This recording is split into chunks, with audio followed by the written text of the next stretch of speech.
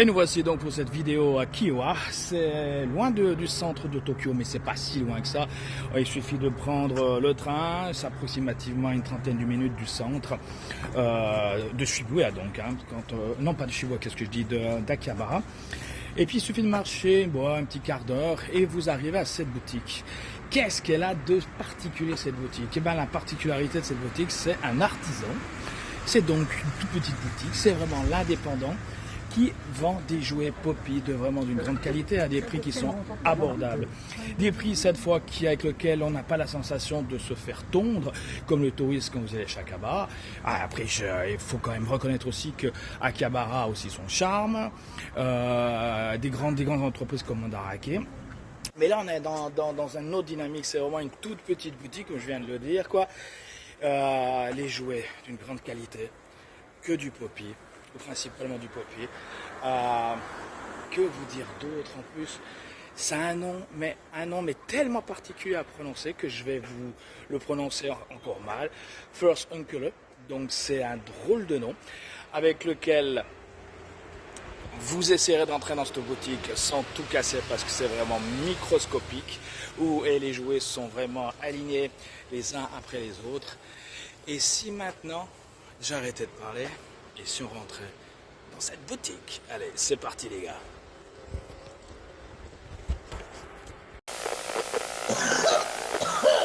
Transmutation par le pouvoir du crâne ancestral. Métamorphose. Je détiens la force toute puissante.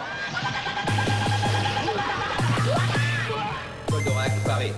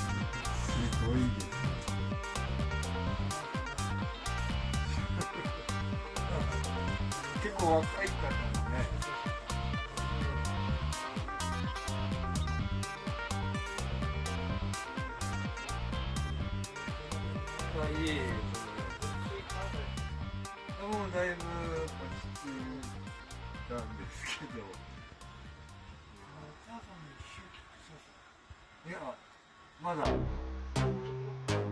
うやな、まだ、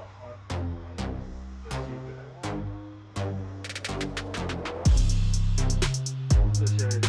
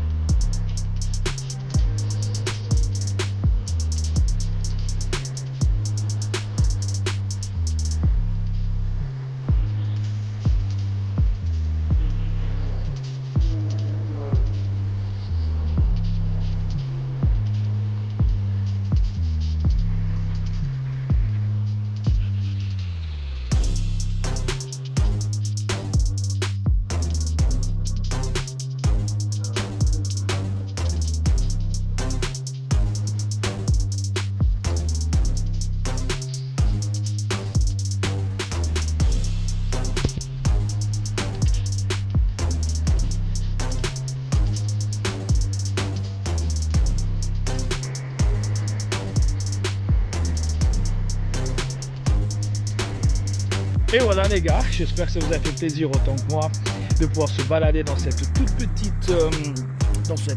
petite boutique avec lequel c'est tout petit, il faut faire attention, déposer votre sac à l'extérieur, vous n'allez jamais vous le faire voler et puis vous pouvez vous balader de façon détendue et ça détendra aussi le vendeur qui parle pas du tout anglais, ou en tout cas très mal, mais rien que le fait de voir rentrer avec vos gros équipements, surtout quand il fait un tout petit peu frais comme maintenant, ça va le stresser. Pourquoi ça va le stresser?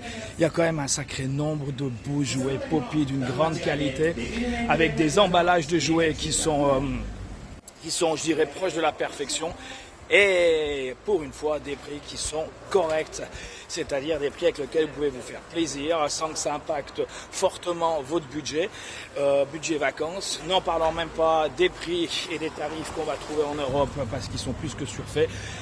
Les prix que vous allez trouver à Akihabara, effectivement c'est un petit peu plus cher, mais c'est un petit peu la proximité, c'est un petit peu la facilité d'accès, et ça va un petit peu avec la trappe touriste.